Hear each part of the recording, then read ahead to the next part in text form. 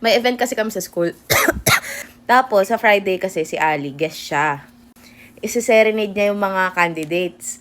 Tapos ngayon sabi ko, Ali, kumanta ka nga muna. Ako munang susulit sa kilig mo bago ka kilig-kiligan ng mga tao doon.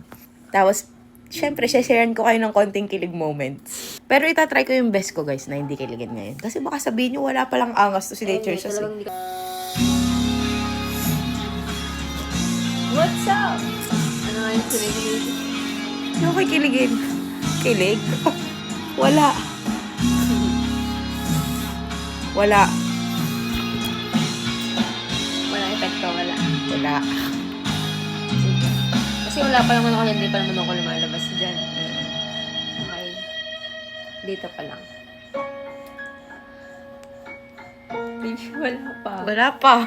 Wala pa. Bakit? Karanta pa lang ako. Oh, yeah. Oh, yeah. Yeah. Oh, yeah. Every single day of my life, I thank my lucky stars. Current life. Diba? Wala akong kilig. Wala. Wala kayong bakas.